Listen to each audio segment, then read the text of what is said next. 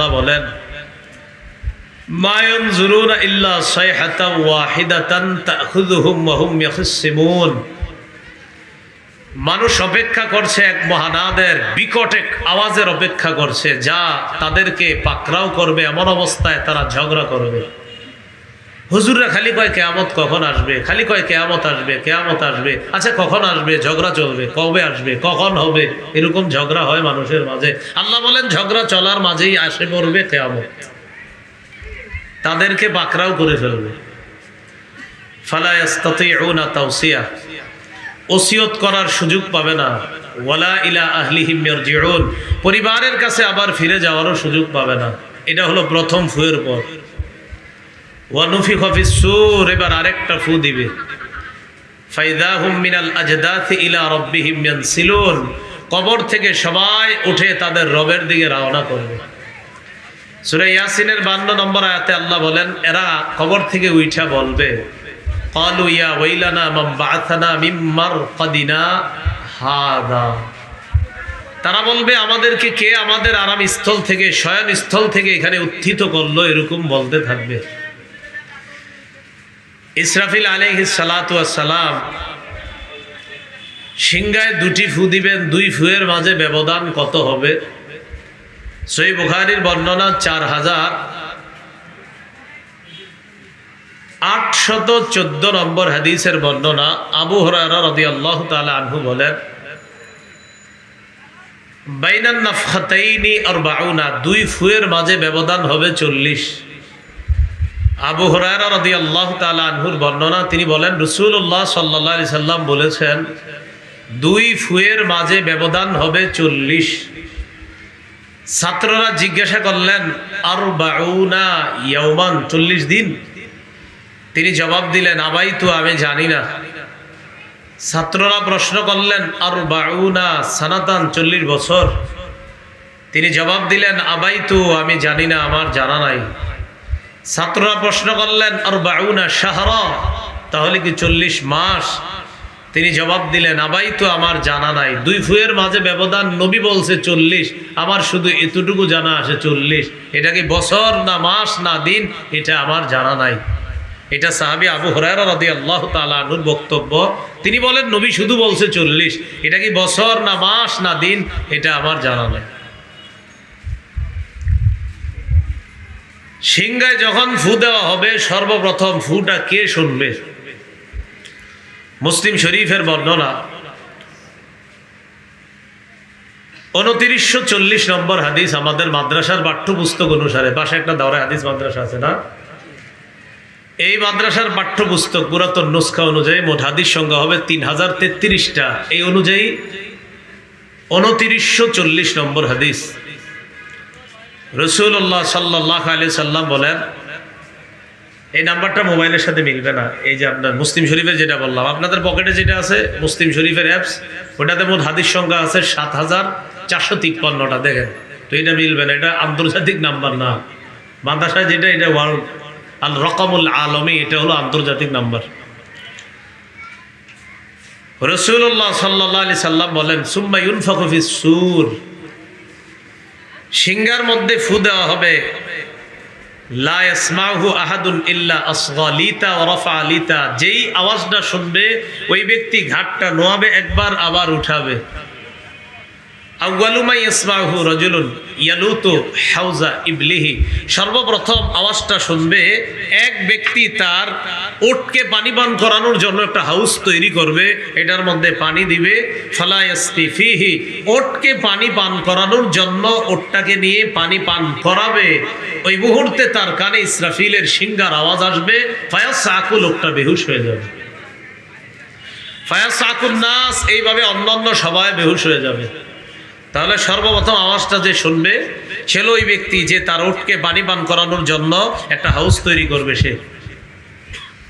সহিহ বুখারীর বর্ণনা 6506 নম্বর হাদিস, কিতাবুর রিকাক, কোমল হওয়া অধ্যায়, বাবু তুলুই শামসি মিন মাগরিবিহা, সূর্য পশ্চিম দিক থেকে উদয় হওয়া, এই শিরোনাম ইমাম বুখারী রহমাতুল্লাহি আলাইহি একটা শিরোনাম আনছেন।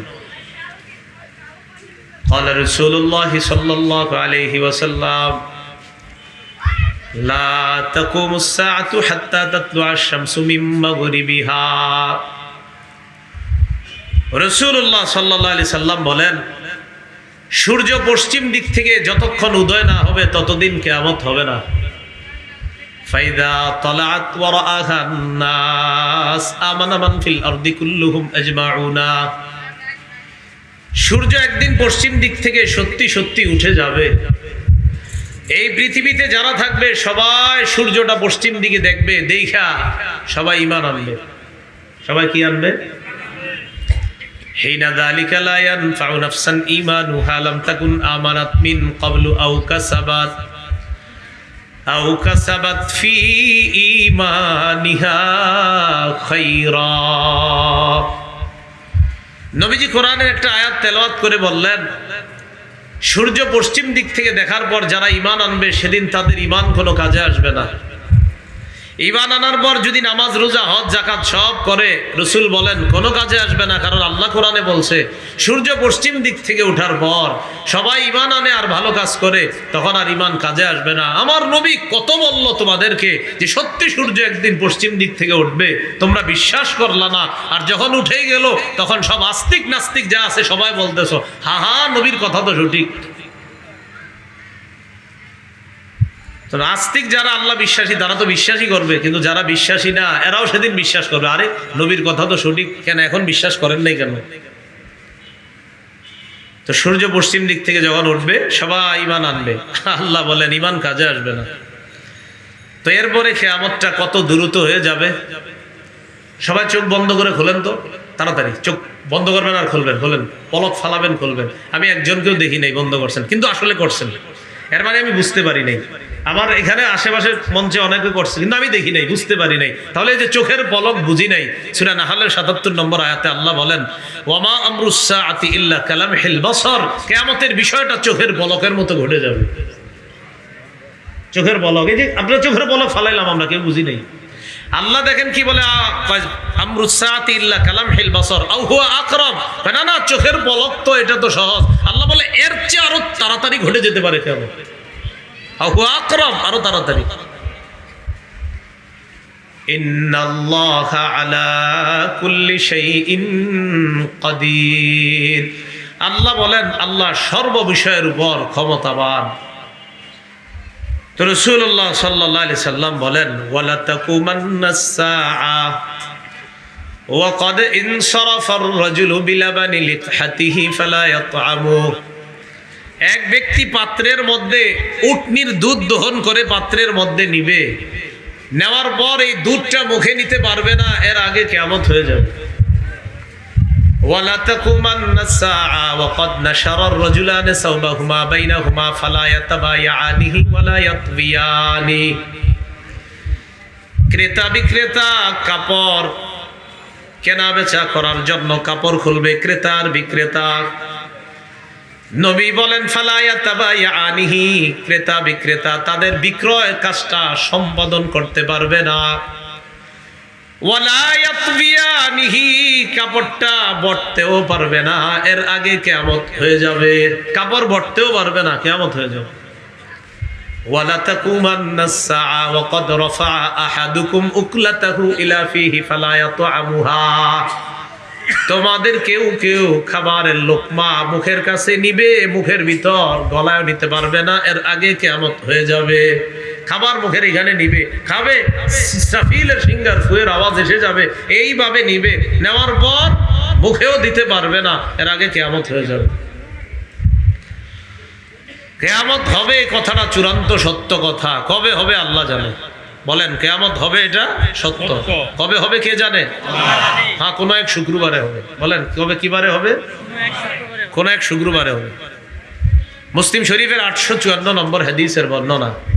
قال رسول الله صلى الله عليه وسلم خير يوم طلعت عليه الشمس يوم الجمعة। সপ্তাহের মধ্যে সবচেয়ে শ্রেষ্ঠ দিন হলো জুমার দিন। ফিহি খুলিকা আদম, জুমার দিন আদম নবীকে সৃষ্টি করা হয়েছে।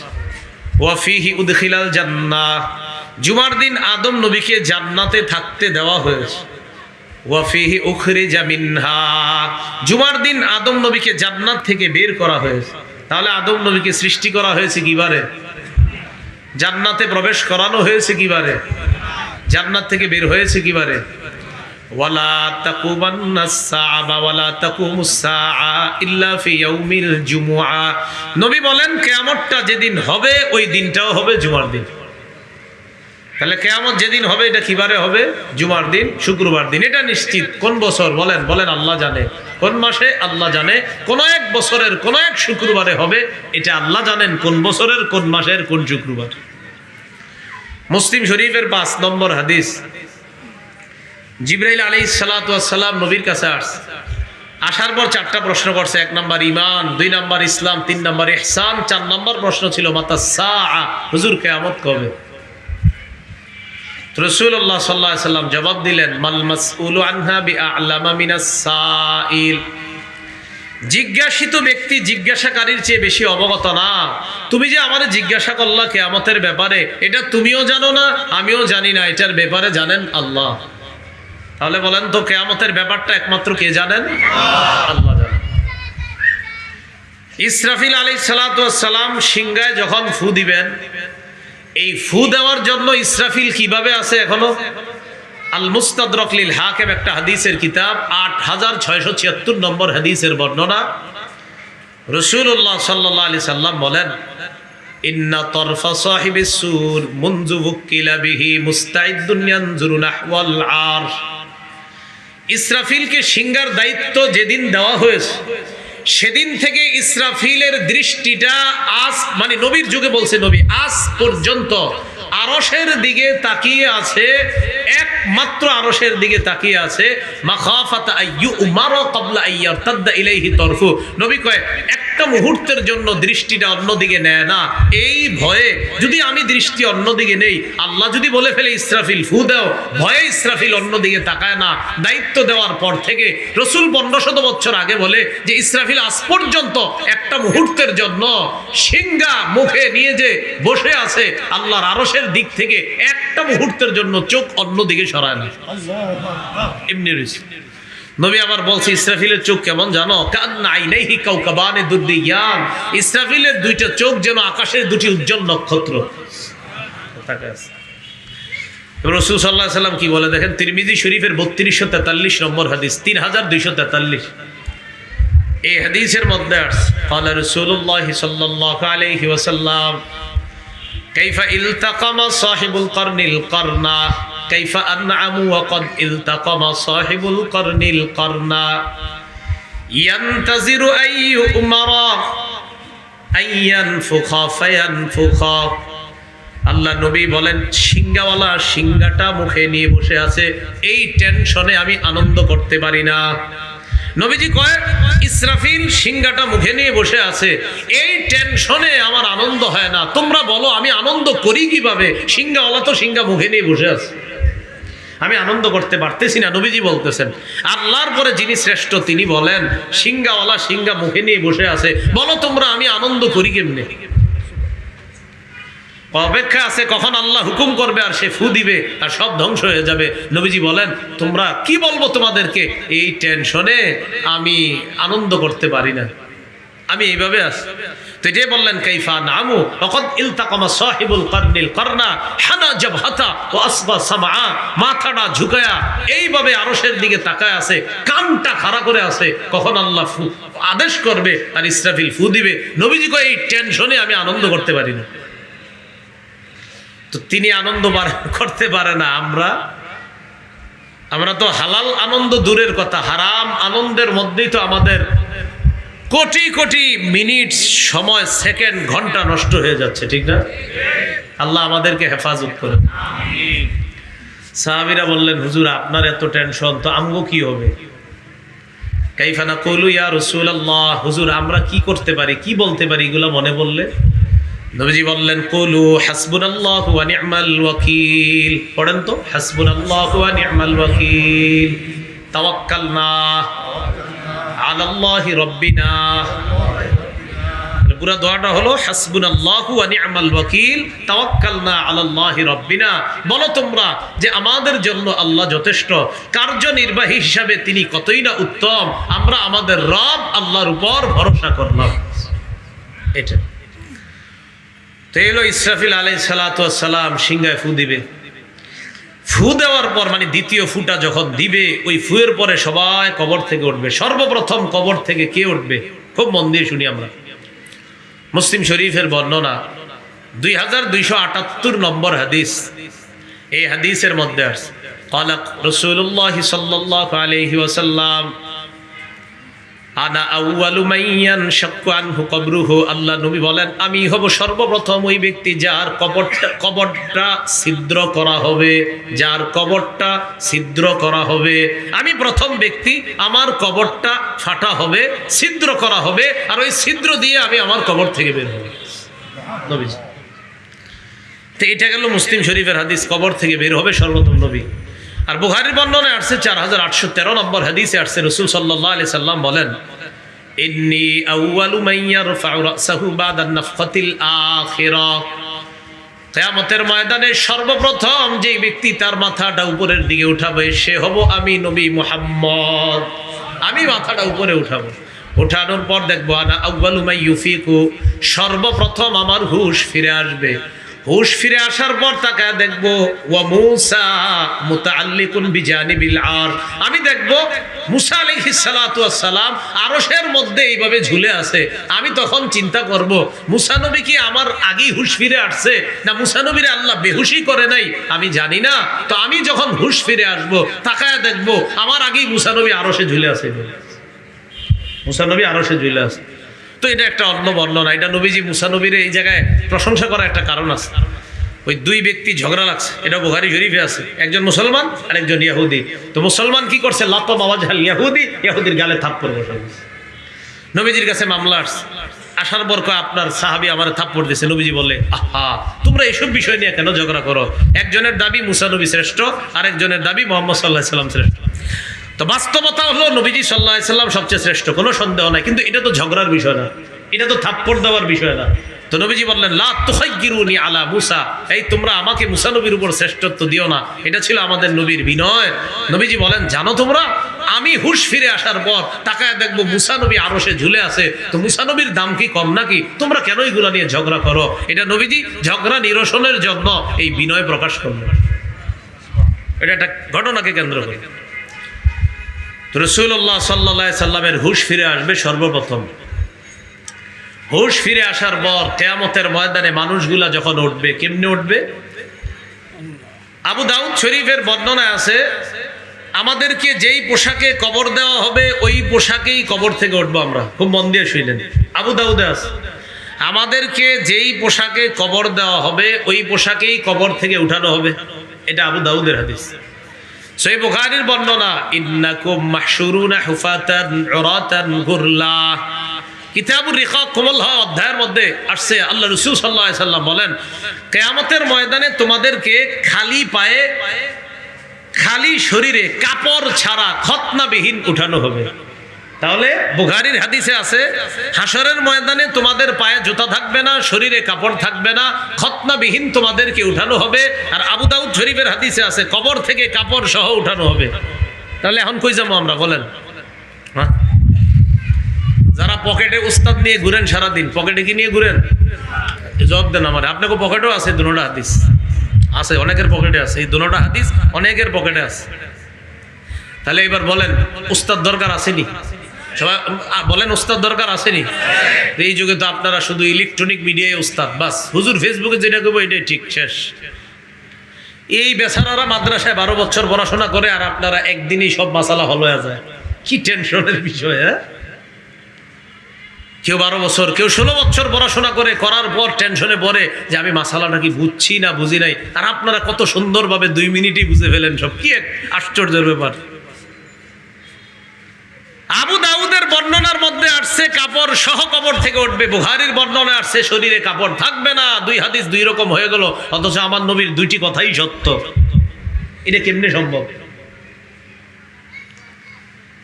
তো এবার বুঝেন কেমনে সম্ভব। এটা বুঝার জন্য উস্তাদ লাগে আর কি। আমাদের উস্তাদরা আমাদেরকে শিখিয়ে দিচ্ছে। যে নবীজির দোনোটা হাদিসই সঠিক, কবর থেকে কাপড় সহ উঠানো হবে এটাও সঠিক, হাসরের ময়দানে শরীরে কাপড় থাকবে না এটাও সঠিক। মাঝখানে একটা জিনিস বুঝলেই তো বুঝাই যায়, তোমরা বুঝে বেঁচে ফেলতে পারো। তো আমরা বলছি হুজুর কি মাঝখানে, এটাই তো বুঝাই দেন। বুঝো নাই কবর থেকে উঠানো হবে কাপড় সহ, আর হাসরের মাঠে কাপড় থাকবে না। তো এটা বুঝো না কেন?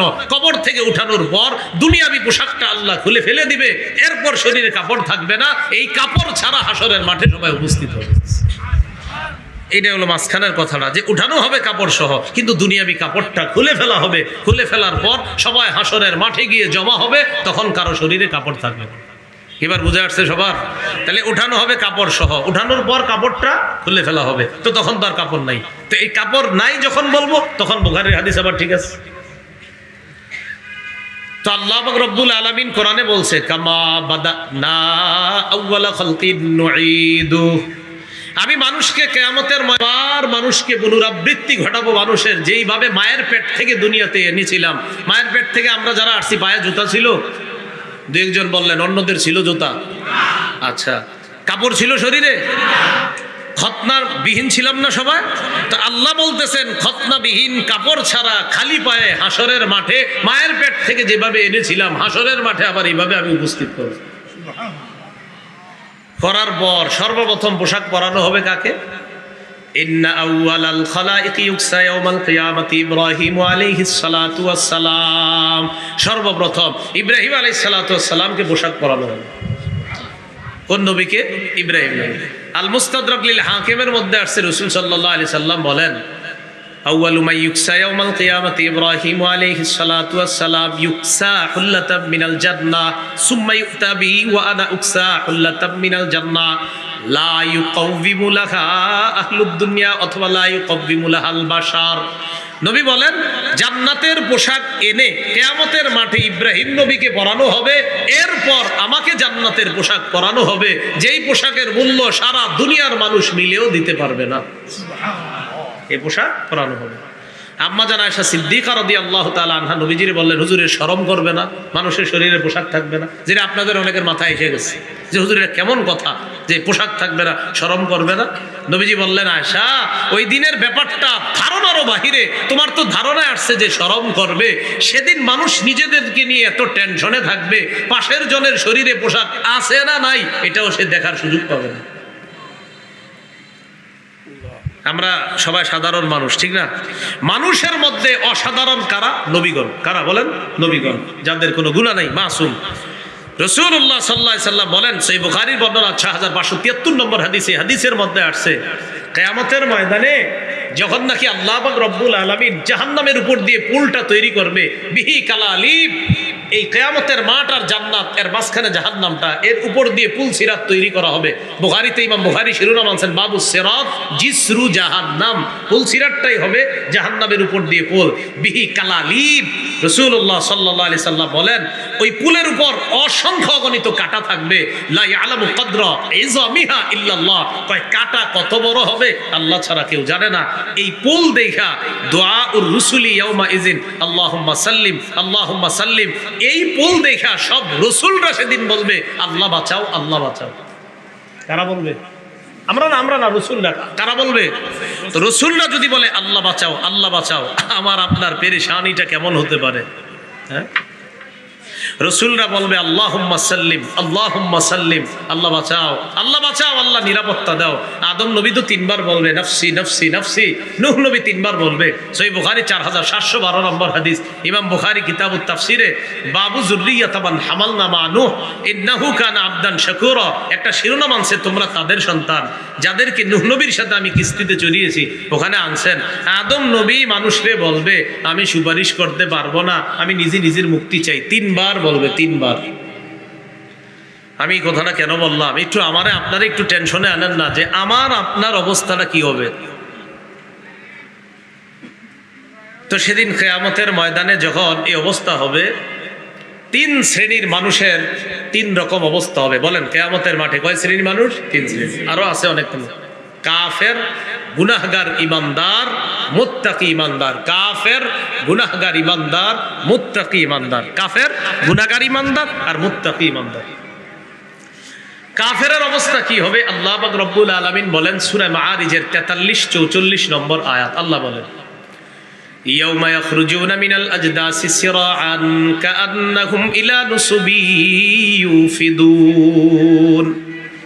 কাফেররা কবর থেকে বের হবে এমন অবস্থায় দ্রুততার সাথে বের হবে, দেখলে মনে হবে যেন তারা একটা লক্ষ্যস্থলের দিকে ছুটে চলছে। যেমনি ভাবে আল্লাহ ছাড়া অন্য খোদাদের দিকে দ্রুত ছুটে চলতো, এইভাবে তারা সেদিন তাদের লক্ষ্যস্থলের দিকে ছুটে চলবে। এইভাবে মনে হবে দৌড়াবে। মুহতিঈনা, হতবিহবল থাকবে। মুকনিঈ রুউসাহুম, মাথাটা উপরের দিকে থাকবে। লা ইয়ারতাদ্দু ইলাইহিম তারফুহুম, দৃষ্টি একবারও নিজের দিকে আসবে না, খালি টেনশনে থাকবে। আর মনে হবে কোথায় যেন যায়। দুনিয়াতে অসংখ্য অগণিত খোদাদের কাছে দৌড়াইতো যেইভাবে, ওইভাবে দৌড়াবে। আল্লাহ পাক রব্বুল আলামিন বলেন খাশিআতান আবসারুহুম তারহাকুহুম জিল্লাহ, চক্ষুগুলা থাকবে ভীত শঙ্কিত। তারহাকুহুম জিল্লাহ, লাঞ্ছনা তাদেরকে ঢেকে ফেলবে, ছেয়ে ফেলবে। যালিকাল ইয়াউমুল্লাযী কানু ইউআদুন, আল্লাহ বলেন এটাই সেই দিন যেই দিনের ওয়াদা তোমাদেরকে দুনিয়াতে করা হয়েছিল। আমার নবী কত বুঝাইলো তোমাদেরকে, তোমরা কি জবাব দিলা? লাকাদ ওয়াইদনা খাযা নাহনু ওয়া আবাউনা মিন কাব। এই নবীগণ, আমগরে এত কিছু বুঝায়েন না তো। আমাদের বাপদাদাদেরকে আপনারা এরকম কিয়ামতের কথা বলছেন, কই আমাদের বাপদাদাদের তো তেমন কোনো সমস্যা হয় নাই। এই কাফেরদের জবাব ছিল এরকম, মারা গেছে তো আমাদের বাপদাদাদের উপর কই কিয়ামত তো আসে নাই। ইন হাদা ইল্লা আসাতিরুল আউয়ালিন, এগুলা পূর্ববর্তীদের মিথ্যা গল্প কাহিনী। বলেন নাউজুবিল্লাহ। তো আমাদের বাপদাদাদের কোনো সমস্যা হয় নাই, আপনারা এগুলা কি করেন?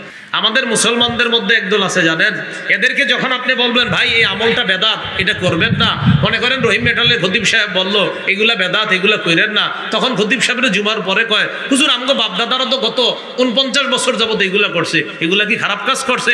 মনে রাখবেন, বাপ দাদাদের ভুলের দোহাই যারা দেয় এই স্বভাবটা কাফেরদের স্বভাব। আর ঠিক বললেও ঠিক, না বললেও ঠিক। কোরআন খোলেন আজকে, কোরআনে সব জায়গায় কাফেররা বলছে ওয়াজাদনা আবাআনা কাযালিকা ইয়াফআলুন, ওয়াজাদনা আবাআনা লাহা আবিদিন, ওয়াজাদনা আবাআনা। সব জায়গায় কাফেরদের জবাব, আমাদের বাপ দাদারা তো এটা করেছে, আমাদের বাপ দাদারা তো এটাই করেছে, আমাদের বাপ দাদাদেরকে এটা করতে পেয়েছি। ইব্রাহিম নবী জবাব দিলেন লাকাদ কুনতুম ওয়া আনতুম ওয়া আবাউকুম ফি দালালিম মুবিন, তোমরাও পথভ্রষ্ট, তোমাদের বাপ দাদারাও পথভ্রষ্ট। এই জন্য ভুল আমার আব্বা করলেও ভুল, আমার দাদা করলেও ভুল, আমার পরদাদা ভুল, ভুল যে করবে এটা ভুল, ভুল, ভুল সঠিক হয় না। বেদাতিদেরকে যখন বেদাতি ধরাই দিবেন যে ভাই আপনি কি করেন বেদাত, আমগো দাদাই কি ভুল করে গেছে? আরে আশ্চর্য কথা, কাফেররা বলতো আমগো বাপ কি ভুল করছে, কাফেররা বলতো। তো কাফেররা কিয়ামতের মাঠে হ্যাঁ জানতো না, ওরকমই জবাব দিত, জানতো না। এই তো ভালো কথা বলছেন, জানতো না। এই তো আপনি একটা সুন্দর কথা বলছেন, জানতো না বললেন। তো আমার বাবা যদি কোনো জিনিস না যায় না, ভুল করে, ভুলনি, আরে ভুলনি তো ভুলটা স্বীকার করতে হবে। এটা হলো মূল কথা, যে আমার বাপ জানতো না ভুলটা করছে, এটা কইতে হবে যে আব্বা ভুল করেছে, দোয়া করি আব্বাকে যেন আল্লাহ মাফ করে দেয়, কিন্তু ভুল স্বীকার করতে হবে। এটা হলো মূল কথা। আমগো সমস্যাটা হইলো দেখবেন যারা বেদাত করে এদের দলিল হইল ওমকে করেছে তোমকে করেছে, আর যারা হক কাজ করবে তাদের দলিল কোরআন সুন্নাহ। হক যারা হকের পথে আছে তারা বলবে আল্লাহ বলেছেন, নবী বলেছে। যারা বেদাতি তারা বলবে ওমকে বলেছে তোমকে বলেছে। হকপন্থী যারা তারা বলবে আল্লাহ বলেছে, নবী বলেছে। ঠিক কথাগুলো, সহজ কথাগুলো বুঝতে চায় না। সূরা কমারের 6-7 নম্বর আয়াতে আল্লাহ বলেন ফাতাওয়াল্লা আনহুম ইয়াওমা ইয়াদউদ দাঈ ইলা শাইইন নুকুর, নবী আপনি তাদের থেকে মুখ ফিরায় দেন, এড়িয়ে চলেন, এগুলার দাম দিয়েন না এত। ইয়াওমা ইয়াদউদ দাঈ ইলা শাইইন নুকুর, কাফেরদেরকে জানায়া দেন এমন এক দিনের অপেক্ষা করতে বলেন যেদিন ইয়াওমা ইয়াদউদ দা, একজন আহ্বানকারী তাদেরকে আহ্বান করবে ইলা শাইইন নুকুর, ভয়াবহ পরিণতির দিকে। খুশআন আবসারুহুম, চক্ষুগুলা থাকবে ভীত সন্ত্রস্ত। ইয়াখরুজুনা মিনাল আজদাস, কবর থেকে বের হবে কান্নাহুম জারাদুম মুনতাশির, দেখলে মনে হবে বিক্ষিপ্ত পঙ্গপাল, এরকম ভয়াবহ অবস্থা হবে। সূরা হজের 1 নম্বর 2 নম্বর আয়াতে আল্লাহ কিয়ামতের ভয়াবহতাটা শুধু উল্লেখ করে বলেন ইয়া আইয়ুহান নাসু তাকু রাব্বাকুম ইন্না জালজালাতাস সাআতি শাইউন আযীম, হে মানুষ তোমরা তোমাদের রবকে ভয় করো, নিঃসন্দেহে কিয়ামতের প্রকম্পন এটা একটা ভয়ানক ব্যাপার। ইয়াউমা তারাউনাহা তাযহালু কুল্লু মুরদিআতিন আম্মা আরদাআত ওয়া তাদাউ কুল্লু যাতি হামলিন হামলাহা।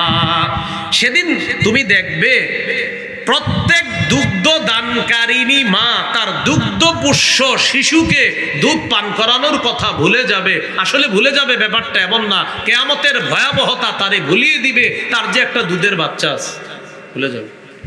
রাতে যতবার চিৎকার দেয় ততবার দুধ খাওয়ায় মা, কিন্তু সেদিন ভুলে যাবে। প্রত্যেক গর্ভধারিণী তার গর্ভস্থিত সন্তানকে ভয়ে প্রসব করে ফেলবে। আয়োজন করা লাগবে না, হসপিটালাইজড করা লাগবে না, ক্লিনিকে নেওয়া লাগবে না, এমনি প্রসব করে ফেলবে, ভয়াবহতায় প্রসব হয়ে যাবে। নবী আপনি মানুষকে দেখবেন মাতাল,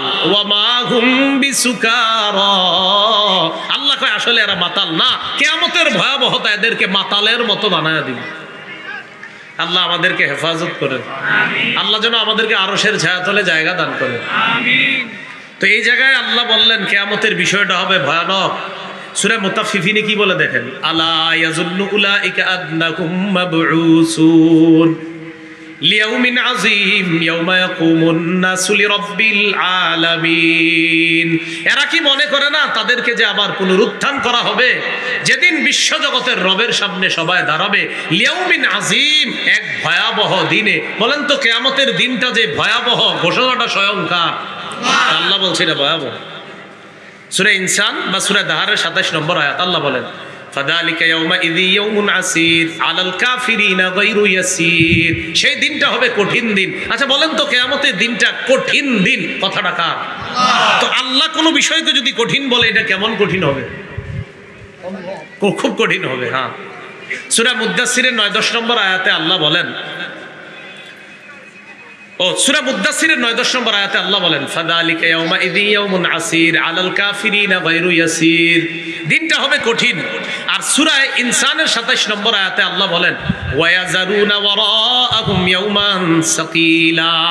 মানুষ তাদের আড়ালে এমন দিনকে উপেক্ষা করে যেই দিনটা হবে ভারী। কিয়ামতের দিনকে আল্লাহ ভয়াবহ বললেন, কিয়ামতের দিনকে আল্লাহ ভারী বললেন, কিয়ামতের দিনকে আল্লাহ কঠিন বললেন।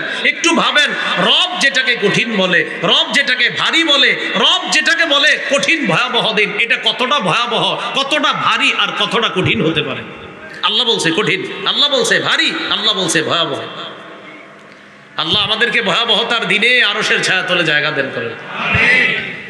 তো এবার কাফের যারা, তারা তো এইভাবে কিয়ামতের মাঠে উপস্থিত হবে। হওয়ার পর এদেরকে যখন আল্লাহ পাক রব্বুল আলামিন জাহান্নামের মধ্যে দিবেন, দেওয়ার আগে আল্লাহ এদেরকে জানায়া দিচ্ছে দুনিয়ার মধ্যে। নবীরে আল্লাহ বলেন, আনজিরহুম ইয়াউমাল হাসরাহ। সূরা মারিয়ামের 39 নম্বর আয়াত আল্লাহ বলেন, হাবিব তাদেরকে আফসুসের দিন সম্পর্কে সতর্ক করেন। তাহলে কিয়ামতের দিনের আরেকটা নাম জানলাম, আফসুসের দিন। এই সম্পর্কে তাদেরকে সতর্ক করেন। সূরা নিসার 42 নম্বর আয়াত আল্লাহ বলেন, ইয়াউমা ইয়াওয়াদ্দুল্লাযীনা কাফারু ওয়া আসাবুর রাসূলা লাউ তুসাওয়া বিহিমুল আর। সেদিন কাফেররা রাসূলের নাফরমানি যারা করছে তারা কামনা করবে, আহারে যদি তাদের সাথে মাটির সাথে মিশিয়ে দেওয়া হতো তাদেরকে। তারা বলবে আর কি, আল্লাহ যদি মাটির সাথে মিশিয়ে দিত কতই না ভালো হতো। এরা তারা আফসোস করে করে বলতে থাকবে। আর সূরা নাবার মধ্যে তো আরো সুন্দর করে আছে 40 নম্বর আয়াত, ওয়ায়াকুলুল কাফিরু ইয়া লাইতানি কুনতু তুরাবা। কাফের বলবে আমি যদি মাটি হয়ে যেতাম। এগুলা কাফেরদের হালাত কিয়ামতের ময়দানে। এবার দেখেন কাফেরদের আমলের কি অবস্থা হবে। অনেক কাফের আছে না আমাদের দুনিয়াতে যারা ভালো কাজ করে, মানে ঈমান নাই ভালো কাজ করে, আছে না? আরে আপনারা যাদের টেটু আঁকেন হাতের মধ্যে, অনেকে টেটু আঁকেন না, টেটু আঁকেন কিন্তু কেন? যে তাকে আমার যেই কারণে ভালো লাগে, টেটু আইকে আবার ফেসবুকে স্ট্যাটাস দেন কেন? যে তিনি এত টাকা দান করেছেন, 500 কোটি টাকা অমুক দাতব্য প্রতিষ্ঠান থেকে উনি 500 কোটি টাকা দিয়েছেন, এই দিয়েছেন সেই দিয়েছেন। এবং আপনারা এটা ফেসবুকেও খুব আনন্দের সহিত দেন এবং নিচে লেখেন যেই কারণে তাকে আমার ভালো লাগা। তো এবার শোনেন আপনার ভালো লাগাদের ভালো কাজের হালাতটা একটু শোনেন। সূরা নূরের 39-40 নম্বর আয়াতে আল্লাহ বলেন, আগে শোনেন, এই এলাকার আপনারা যারা মাশাআল্লাহ এখন তো অনেক শহরের মধ্যে আছেন, প্রচন্ড রোদের মধ্যে গ্রামগঞ্জে দেখবেন বিশাল বড় হাওর অথবা বিশাল বড় আপনার জমিন, আশেপাশে ঘর বাড়ি নাই, অনেক পরে ঘর বাড়ি, প্রচন্ড রৌদ্রের মধ্যে এইভাবে তাকাইবেন, দেখবেন দূর থেকে রৌদ্রের মধ্যে কি জানি চিকচিক করে, মনে হচ্ছে পানি পানি, কাছে গিয়ে দেখবেন এটা পানি না। এবার দেখেন কাফেরদের আমলের কি অবস্থা হবে। অনেক কাফের আছে না আমাদের দুনিয়াতে যারা ভালো কাজ করে, মানে ঈমান নাই ভালো কাজ করে, আছে না? আরে আপনারা যাদের টেটু আঁকেন হাতের মধ্যে, অনেকে টেটু আঁকেন না, টেটু আঁকেন কিন্তু কেন? যে তাকে আমার যেই কারণে ভালো লাগে, যে তিনি এত টাকা দান করেছেন, 500 কোটি টাকা দিয়েছেন, এই দিয়েছেন সেই দিয়েছেন। এবং আপনারা এটা ফেসবুকেও খুব আনন্দের সহিত দেন এবং নিচে লেখেন যেই কারণে তাকে আমার ভালো লাগা। এটা কি না? এটাকে আরবিতে বলা হয় সারাব, বাংলায় বলা হয় মরিচিকা। বলেন কি বলা হয়? মরিচিকা। এবার আমার সাথে বলেন, বলেন ইমান ছাড়া আমল। বলেন ইমান ছাড়া আমল। মরুভূমির মধ্যে মরিচিকাকে পানি মনে করার মতো। মরুভূমির মরিচিকা, বলেন যেটা যেমন পানি না, ইমান ছাড়া আমল এটা তেমন আমল না। ইমান ছাড়া ভালো কাজ, ওই মরিচিকা যেমন পানি, আসলে পানি নেই। ইমান ছাড়া ভালো কাজ আসলে ভালো কাজ না। কেন? ইমান নাই। দলিল এবার নেন, সূরা নূরের 39 নম্বর আয়াতে আল্লাহ বলেন, ওয়াল্লাযীনা কাফারু আ'মালুহুম কাসারাবিম বিতিআতি ইয়াহসাবুহু যামআনু মা। ওয়াল্লাযীনা কাফারু, যারা কাফের, আ'মালুহুম কাসারাব, তাদের আমল হলো কাসারাবিন, মরিচিকার মতো, বিতিআ, মরুভূমির মধ্যে। তাদের আমলের দৃষ্টান্ত মরুভূমির মধ্যে মরিচিকার মতো। ইয়াহসাবুহু যামআনু মা, যাকে পিপাসার্ত দূর থেকে মনে করে পানি। হাত্তা ইযা জাআহু লাম ইয়াজিদহু শাইআ, দৌড়ায় পিপাসার্ত ব্যক্তি ওই পানির কাছে গেছে পানি পান করার জন্য, কাছে গিয়ে দেখে পানি নাই। আল্লাহ বলেন মরিচিকাকে যেমন পানি মনে হয়, কাছে গেলে দেখবা পানি না। ইমান ছাড়া ভালো কাজ তোমাদের চোখে মনে হবে ভালো, আসলে ভালো না। কেন? ইমান নাই। বলেন কি নাই? ইমান নাই। এই জন্য সহিহ বুখারীর একটা বর্ণনা শোনেন, বিষয়টা আরো স্পষ্ট হবে। 6338 নম্বর হাদিস। বিসমিল্লাহ। এই হাদিসের মধ্যে আসছে ইউজাউ বিল কাফিরি ইয়াউমাল কিয়ামা, কাফেররে কিয়ামতের ময়দানে ডাকা হবে।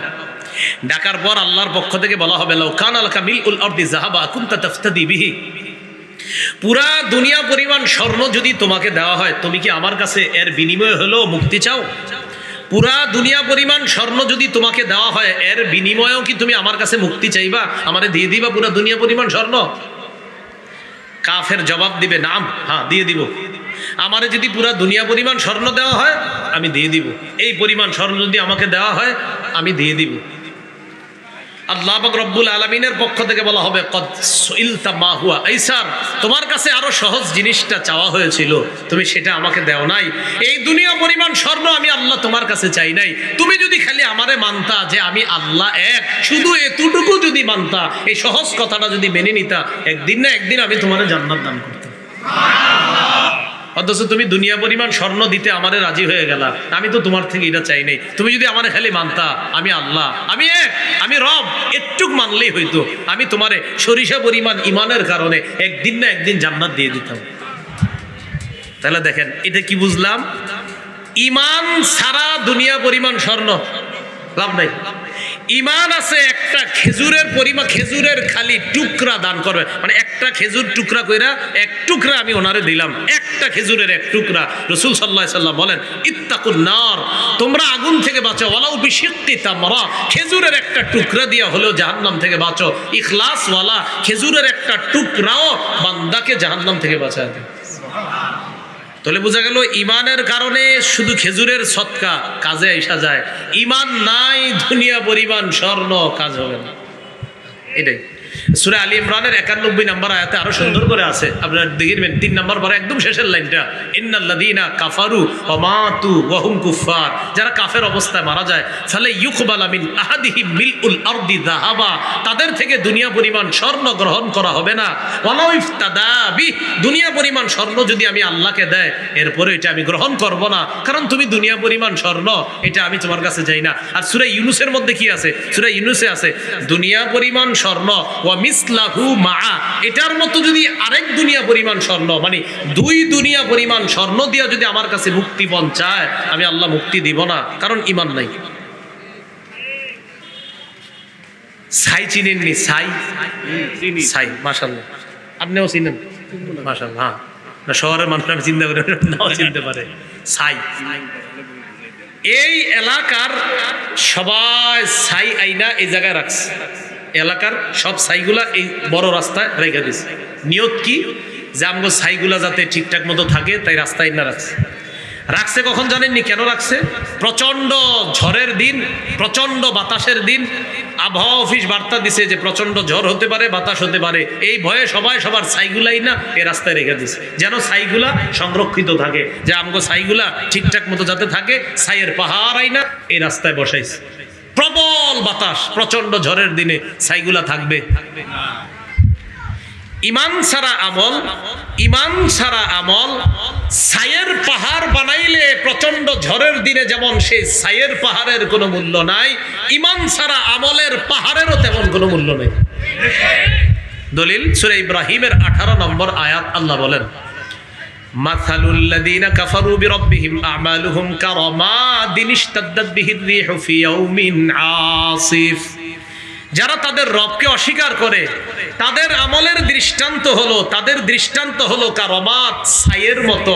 ইশতাদ্দাত বিহির রিহ, যেই ছাই বাতাস উড়িয়ে নিয়ে যায়, ফি ইয়াউমিন আসিফ, প্রবল ঝড়ের দিনে যেই ছাই বাতাস উড়িয়ে নিয়ে যায়, ঠিক তেমনি ভাবে ঈমান ছাড়া পাহাড় পরিমাণ আমল এটাও এই বাতাসে উড়ার মতো হবে, এটার কোনো মূল্য থাকবে না। আল্লাহ আমাদের সকলকে মরণ পর্যন্ত ঈমান ধরে রেখে ঈমান নিয়ে কবরে যাওয়ার তৌফিক দান করেন। শীতকালে টিনের ঘর, এই টিনের ঘরের ছিদ্র দিয়া দেখবেন ছোট্ট একটা রোদ আসে। রোদ আসেনি? এই এলাকায় টিনের ঘর আসেনি? আচ্ছা, তো দেখেন তো দেখবেন ওই রোদের একটা আলো টিনের ঘরের ওই আপনার চিকুন ফুটা দিয়ে ঢুকে, আলোর মধ্যে দেখা যায় ঘুরি ঘুরি কি জানি চিকচিক করে। হ্যাঁ, আসলে কি শুধু আলোতে না পুরা ঘরে? পুরা ঘরে, কিন্তু শুধু আলোতে দেখা যায়। ঈমান ছাড়া আমল আল্লাহ আমাদের চোখের সামনে উড়তে থাকা অদেখা উড়ন্ত বালির মতো বানায় দিবে, যেটা দেখা যায় না। ঈমান ছাড়া আমল যারা করে তাদের আমলগুলোকে আল্লাহ এইভাবে উড়তে থাকা বিক্ষিপ্ত ধূলিকণার মতো বানায় নিবে, যেগুলা দেখা যায় না। তো আল্লাহ বলে যেটা দেখা যায় না এটা ওজনের পাল্লায় দিবে কিভাবে? এটা তো দেখাই যায় না। দলিল সূরা ফুরকানের 23 নম্বর আয়াত। আল্লাহ বলেন, وَقَدِمْنَا إِلَى مَا عَمِلُوا مِنْ عَمَلٍ فَجَعَلْنَاهُ هَبَاءً مَنْثُورًا। যারা ঈমান ছাড়া আমল করে ভালো কাজ, তাদের এই ভালো কাজগুলোকে আমি করে দিব উড়তে থাকা বিক্ষিপ্ত অদেখা ধূলিকণার মতো, যেগুলো দেখা যাবে না, উড়তে থাকবে কিন্তু দেখা যাবে না। এজন্য আল্লাহ পাক রব্বুল আলামিন বলেন, তো যেহেতু দেখাই যাবে না, তাই এগুলোর জন্য আমি ওজনের পাল্লাও সাব্যস্ত করব না, এগুলা বিনা হিসাবে জাহান্নাম। বিনা হিসাবে কোথায়? জাহান্নাম। আচ্ছা, হিম শীতল বাতাস মাঝে মাঝে ফসলের জন্য ক্ষতিকারক হয়। কিছু ঠান্ডা বাতাস ফসলের জন্য কি হয়? ক্ষতিকারক। ঈমান ছাড়া কেউ যদি দান করে, তার এই দান হিম শীতল ক্ষতিকারক বাতাসের মতো, যা ফসলকে বিনষ্ট করে দেয়। সূরা আলী ইমরানের 117 নম্বর আয়াতে আল্লাহ বলেন, মাসালু মা ইউনফিকুনা ফি হাদিহিল হায়াতিদ দুনিয়া কামাসালি রিহিন ফিহা সিররুন আসাবাত হারসা কওমিন যালামু আনফুসাহুম ফাআহলাকাত। আল্লাহ বলেন, যারা পৃথিবীর মধ্যে দান করে ঈমান ছাড়া, তাদের দানের দৃষ্টান্ত হলো ওই হিম শীতল বাতাসের মতো। যে হিম শীতল বাতাস জালেমদের ক্ষেতের মধ্যে যায়, যাওয়ার পর ক্ষেত নষ্ট করে দেয়, যেমন ওই বাতাস ক্ষেতের জন্য ক্ষতিকারক। ঈমান ছাড়া এইভাবে যারা দান সৎকা করবে, এই দান সৎকাও তাদের কোনো উপকার করবে না, এটা কাজে আসবে না ঈমান ছাড়া। ওইটা হিম শীতল বাতাসের মতো। বাতাস তো ভালো জিনিস, আল্লাহ কয় কখনো কখনো ক্ষতিকারক হয়ে যায়। ঈমান ছাড়া দান যেটা, এটা দেখলে মনে হবে ভালো, কিন্তু এটা ওর জন্য কোনো উপকার বয়ে আনবে না, উল্টা ওরে ক্ষতি করবে। কেন? ঈমান নাই। কি নাই বলেন? ঈমান নাই।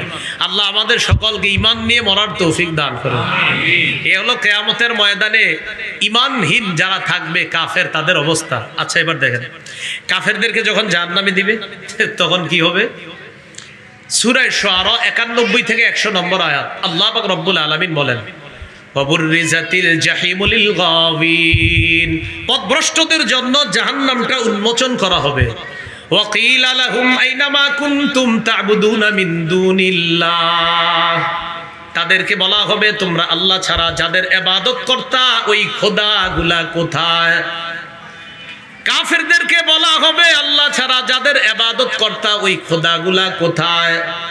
মুশরিকদেরকেও বলা হবে, আল্লাহ ছাড়া যাদের ইবাদত করতা, খোদাগুলা কোথায়? সহিহ বুখারীর বর্ণনা, 6573 নম্বর হাদিসের বর্ণনা। কিয়ামতের ময়দান যখন বিচার ব্যবস্থা শুরু হবে, আল্লাহ পাক রব্বুল আলামিন প্রথমে একটা ঘোষণা দিবেন, কঠিন ঘোষণা, মান কানা ইয়াবুদু শাইআন ফাল্যাত্তাবিহু। দুনিয়াতে যে যার ইবাদত কর্তা সে তার অনুসরণ করো। যাও যাও, দুনিয়াতে যে যার ইবাদত কর্তা তার অনুসরণ করো। ফায়াত্তাবিউ মান কানা ইয়াবুদু শামসা, সূর্যের পূজা যারা করত সূর্যের অনুসরণ করবে।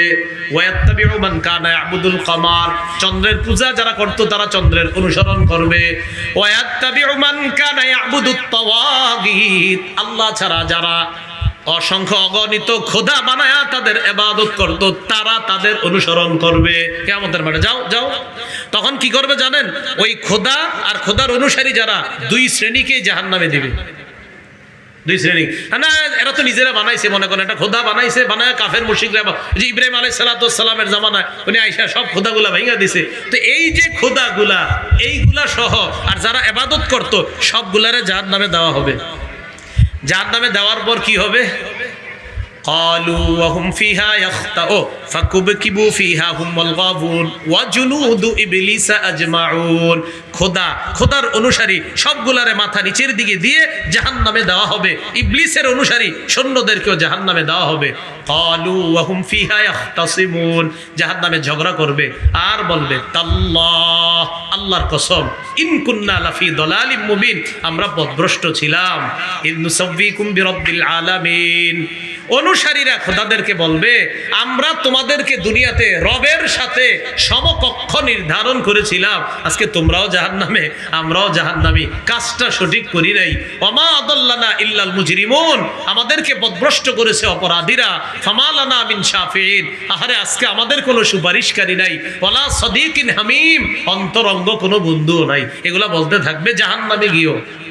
এবার মিস্টার শয়তান সাহেব কি করবে জাহান্নামে? দেখেন সূরা ইব্রাহিমের 22 নম্বর আয়াত, ওয়াকালা আশ-শাইতানু লাম্মা কুদিয়াল আম, যখন ফয়সালা হয়ে যাবে তখন শয়তান বলবে তার অনুসারীদেরকে ইন্নাল্লাহা ওয়া'দাকুম ওয়া'দাল হক, আল্লাহ তোমাদেরকে সঠিক ওয়াদা করেছে। শয়তান বলবে। কে বলবে? বলেন জোরে, কে বলবে? শয়তান কিয়ামতের ময়দানে তার অনুসারীদেরকে বলবে আল্লাহই সঠিক ওয়াদা করেছে তোমাদেরকে। শয়তান বলবে ওয়া'আদতুকুম ফাখলাফতুকুম, আমি তোমাদেরকে মিথ্যা ওয়াদা করেছি তাই খেলাফ করেছি। আমি তোমাদেরকে বলেছিলাম সুদ খাও, খাইছো। আমি বলেছিলাম ঘুষ খাও, খাইছো। আমি বলেছি সুদে টাকা বাড়ে, তুমি বিশ্বাস করছো। আমি বলেছি ঘুষে টাকা বাড়ে, তুমি বিশ্বাস করেছো, তাই ঘুষও খাইছো, সুদও খাইছো। আমি বলেছিলাম আল্লাহ ছাড়া এই বিভিন্ন খোদাদের ইবাদত করো, তোমরা করেছো। যা কইছি তাই শুনছো। তো ইবলিস কি কয়? ওমা কানালি আলাইকুম মিন সুলতান, দেখো তোমাদের উপর আমার তেমন কোনো কর্তৃত্ব ছিল না। ও বলো কর্তৃত্ব খাড়া না, কি পরিবার ডিস্টার্ব করে ও। আর তখন কি কইবো দেখেন, ইল্লা আন দাউতুকুম ফাস্তাজাবতুম লি, আমি শুধু তোমারে দাওয়াত দিয়েছি, তোমরা আমার দাওয়াত গ্রহণ করেছো। দেখছেন ইবলিস কয় আমি দাওয়াত দিয়েছি, তোমরা আমার দাওয়াত গ্রহণ করেছো। এখন যখন দাওয়াত দিছি দাওয়াত গ্রহণ করছো। কি দাওয়াত? যেমন ইবলিস এটাও বলতে পারে যে তোমাদেরকে বিভিন্ন ভাবে আমি ধোঁকা দিছি। যেমন এই যুগের একটা ধোঁকা ইবলিস এক দলের মাথায় ঢুকায় দিছে, বলে ফেলেন শুধু কোরআন মানলেই চলবে, হাদিস মানা লাগবে না। ঠিক কি? আসলেই তো ঠিক। ইবলিস ঢুকায় দিছে এক দলের মাথায়, বলেন শুধু কোরআন মানলে হবে, হাদিস মানা লাগবে না। অথচ ইবলিস ওগরে এটা কেমনে কইব? সূরা হাশরের আপনার 7 নম্বর আয়াতে আছে ওমা আতাকুমুর রাসূলু ফাখুযু, নবী যা দেয় তা গ্রহণ করো। ওমা নাহাকুম আনহু ফান্তাহু, নবী যা থেকে নিষেধ করে তা থেকে বিরত থাকো। কোরআনের গবেষক যারা হাদিস অস্বীকার করে হযরতরা এখনো সূরা হাশরের 7 নম্বর আয়াতে আসে নাই। যখন আসবে তখন বলবো ও আচ্ছা, তাহলে হাদিসও মানতে হবে। তা আমি আবার ভালো ধারণা রাখি সবার প্রতি। আমার কেউ বললে আমি বলি কি, যারা শুধু কোরআন গবেষণা করে বলে কোরআন মানতে হবে হাদিস মানা লাগবে না, ওরা আসলে সূরা হাশরের 7 নম্বর আয়াতে এখনো আসে নাই। আমি ভালো ধারণা করি আর কি, কয় মানি আমি আসে নাই, অর্থাৎ এর আগ পর্যন্ত ওনারা গবেষণা চালাইতেছে, তো এখানে আসলে হয়তো আপনার বুঝে আসবে ওহো কোরআনও মানতে হবে হাদিসও মানতে হবে। এটা আর কি আমার ভালো ধারণা।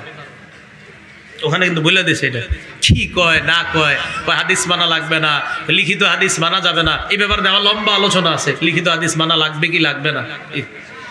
তো ইবলিস সেদিন কি বলবে দেখেন, যখন বলবে আমি তোমাদেরকে যা বলেছি তোমরা তা শুনেছো, এখন সবাই চেতবে, তার মানে তুমি আমগরে এইগুলা করছো, এখন তো রাগ হবে। তো আমরা কি করি বলেন তো? যখন দেখি আমগরে কেউ ধোঁকা দিছে তখন ওরে মারতে মন চায় না। ইবলিস বলবে থামো, ফালা তালুমুনি, আমারে কোনো তিরস্কার করবা না, ওয়ালুমু আনফুসাকুম, নিজেদেরকে তিরস্কার করো, আমার কথা মানছো কা? কে কইছে মানতে? ইবলিস বলবে মানা বিমুসরিখিকুম, ওমা আনতুম বিমুসরিখিয়া, আমি তোমাদের ফরিয়াদ শুনবো না, তোমরাও আমার ফরিয়াদ শুনবা না, চলো দুই দল মিলে জাহান্নামে থাকি।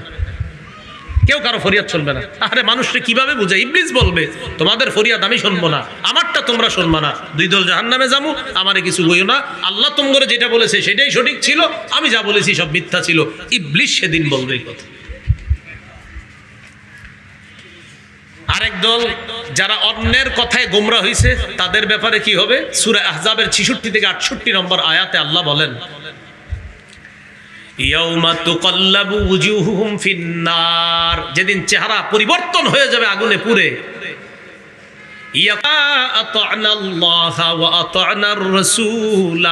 সেদিন বলবে, হায় যদি আল্লাহর আনুগত্য করতাম, রসুলের আনুগত্য করতাম। ওয়াকালু রব্বানা ইন্না আতানা সাদাতানা ওয়া কুবারানা ফাআদাল্লুনা সাবিলা। তারা বলবে, আমাদের রব, আমরা আমাদের নেতাদের অনুসরণ করেছি, বড় ভাইদের অনুসরণ করেছি, আমরা বড়দের কথা শুনতাম, এরা আমগরে যা বলতো তাই বিশ্বাস করতাম।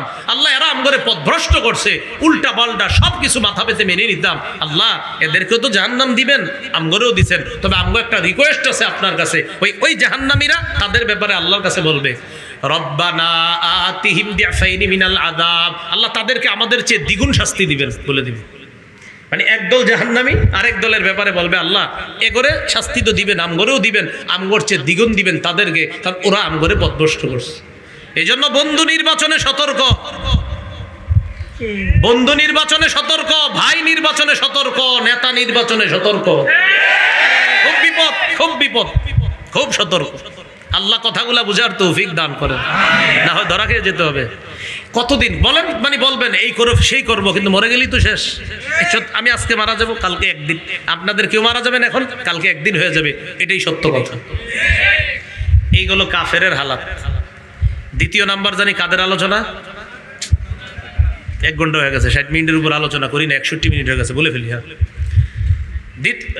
করি না, এটা নিয়ম নাই আমার। হ্যাঁ, 2 নাম্বার ইমানদার গুনাহগার যারা, তাদের ব্যাপারে দোয়া করতে থাকেন। 60 মিনিটের ব্যাপারে কথা আইতে চায় না, কিন্তু দোয়া করতে থাকেন যাতে আসে। 2 নাম্বার ইমানদার গুনাহগার যারা হবে তাদের কি অবস্থা হবে কিয়ামতের মাঠে? মুসলিম শরীফের হাদিস 987 নম্বর হাদিস। স্বর্ণ রূপা যারা দুনিয়ার মধ্যে জমা করছে যাকাত দেয় না, নবী বলেন, মা মিন সাহিবি যাহাবিন ওয়ালা ফিদ্দাতিন লা ইউআদ্দি মিনহা হাক্কাহা, যে ব্যক্তি স্বর্ণ রূপা দুনিয়াতে জমা করছে কিন্তু যাকাত দেয় না দুনিয়ার মধ্যে, তাদের এই স্বর্ণ রূপাগুলা কি করা হবে? ও আরেকটু শুনে নেন, আমাদের অনেক মা বোনদের 1 ভরি স্বর্ণ আছে, 2 ভরি স্বর্ণ আছে, 1 ভরি রূপা, 2 ভরি রূপা এই জাতীয় আছে। অনেক মা বোনরা মনে করে আমার তো মাত্র 1 ভরি স্বর্ণ, 2 ভরি, 1.5 ভরি স্বর্ণ, কিন্তু ওনার আবার ব্যাংকে 60-70 হাজার টাকাও আছে। এটা কিন্তু উনি বলে না। ওনার স্বামী ওনার অ্যাকাউন্টে যে ওনার নামে ওনারে মালিক বানায় দিছে, এরকম আপনার 30-40-50 হাজার টাকার মালিক আছে। কারো কাছে কিছু স্বর্ণ, কিছু রূপা, কিছু টাকা আছে, তিনোটা মিলাইলে যদি 52.5 তোলা সমপরিমাণ এই রূপার সমপরিমাণ অর্থের মালিক হয়, তার উপরও যাকাত আসে। ওলামায়ে কেরামদের থেকে ফতুয়া জেনে নেবেন। কারো কাছে শুধু স্বর্ণ, শুধু রূপা, অর্থাৎ কিছু স্বর্ণ, কিছু রূপা, আবার কিছু টাকা আছে, সেভ আছে, প্রভিডেন্ট ফান্ডে অথবা ব্যাংকে টাকা জমা আছে, সবগুলা মিলাইলে 52.5 তোলা রূপার সমপরিমাণ যদি হয়, যাকাত আসবে তার উপর। আমাদের অনেক মা বোনদের উপর এরকম যাকাত আসে, এরা শুধু এইটা ধরে বসে আছে, আমার তো 7.5 ভরি স্বর্ণ নাই, তাই যাকাত দেয় না। অনেকে বসে আছে, আমার তো 52.5 তোলা রূপা নাই, 7.5 ভরি স্বর্ণের মাসালা কখন? কারো যদি শুধু স্বর্ণ থাকে আর কিচ্ছু না থাকে, তাহলে 7.5 ভরি স্বর্ণ হলে তার উপর যাকাত। কারো যদি শুধু রূপা থাকে আর কিচ্ছু নাই, তার 52.5 তোলা রূপা থাকলে তখন তার উপরে যাকাতের মাসালা। কিন্তু একজনের কিছু স্বর্ণ, কিছু রূপা, কিছু টাকা আছে, তিনোটা মিলাইলে যদি একটা নেশাবে গিয়ে পৌঁছে, তার উপরও যাকাত ফরজ হয়। এই জন্য অনেকে টেনশনে পড়ে গেছেন, আমার বিবির অ্যাকাউন্টে 8 টাকা রাখবো না, কিন্তু বিবির যে অতীতে মালিক বানাইছেন টাকার, যাকাত দিয়ে দিন। এই ওলামায়ে কেরাম আছে পাশে মাদ্রাসা, হুজুরদের সাথে বসবেন যে হুজুর এরকম এরকম, আমার বিবি তো টাকারও মালিক ছিল, স্বর্ণের মালিক ছিল, আমি তো জানতাম না, আমি তো ভাবছিলাম 7.5 ভরি স্বর্ণ হইতে হবো, কিন্তু আপনার বিবি স্বর্ণের মালিক ছিল, টাকার মালিক ছিল। ওলামাদের সাথে বসেন, হিসাব বের করেন, অতীতের বকেয়া যাকাত দেন। যদি না দেন সেক্ষেত্রে কি হবে শোনেন। কিয়ামতের ময়দানে, এটা জাহান্নামে না, কিয়ামতের ময়দানে স্বর্ণ আর রূপাটাকে সুফিহাত লাহু সাফাইহু মিন নার, জাহান্নামের আগুনে গলানো হবে। গলানোর পর উহমি আলাইহা ফি নারি জাহান্নাম, জাহান্নামের আগুনে এটারে গরম করা হবে। গরম করার পর ফাতুকুয়া বিহা জাম্বুহু ওয়া জাবিনুহু ওয়া যহরুহু, তার পার্শ্ব, তার কপাল আর পিঠের মধ্যে সেক দেওয়া হবে। স্ত্রী যে লন্ডি করে আমাদের কাপড়গুলা, এরকম লন্ডি যেভাবে করা হয় এইভাবে তার কপাল, পার্শ্ব আর পিঠে এইভাবে সেক দেওয়া হবে। কাওয়ায়াকবি কাইয়ান মানে স্ত্রী করা, লন্ডি করা, এটার থেকে মিকওয়া, মিকওয়া মানে স্ত্রী, লন্ডি। তো আল্লাহর রাসূল সাল্লাল্লাহু আলাইহি সাল্লাম বলেন যে স্বর্ণের যাকাত দেয় না, রূপার যাকাত দেয় না, এটাকে গলানো হবে, পুরানো হবে, গরম করা হবে, তার পার্শ্ব, কপাল আর পিঠের মধ্যে সেক দেওয়া হবে। কুল্লামা বারাদাত, যখন এটা ঠান্ডা হয়ে যাবে, কোনটা, ওই গরম জিনিসটা, তখন কি হবে, উঈদাত, আবার গরম করা হবে। ফি ইয়াউমিন, এই শাস্তিটা কিয়ামতের ময়দানে তার একদিন হবে। কয়দিন বলেন, কয়দিন শাস্তি হবে? তো এটা তো ব্যাপার না। কানা মিকদারুহু 50 আলফা সানা, একদিনের পরিমাণ হবে মাত্র 50,000 বছরের সমান। কয় হাজার বছর? মুসলিম শরীফের হাদিসে এমনি আছে ফি ইয়াউমিন। তো ফি ইয়াউমিন যখন দেখছি আমি মনে হচ্ছে তো সহজই তো ইয়াউমিন একদিন, সাথে সাথে আছে কানা মিকদারুহু 50 আলফা সানা। শোনো, এই একদিন মানে 50,000 বছরের সমান শাস্তি চলবে। আর যারা আপনার টাকার যাকাত দেয় না, টাকাওয়ালা আছে না, টাকার যাকাত দেয় না যারা, সহিহ বুখারীর বর্ণনা 4565 নম্বর হাদিস, রাসূল সাল্লাল্লাহু আলাইহি সাল্লাম বলেন, মান আতাহুল্লাহু মালান ফালাম ইউআদ্দি যাকাতা, যেই ব্যক্তির আল্লাহ মাল দিয়েছে কিন্তু যাকাত দেয় না, মুসিলা লাহু মালুহু সুজান আকরা, তার মালটাকে 20 দর টেকু সাপে রূপান্তরিত করা হবে।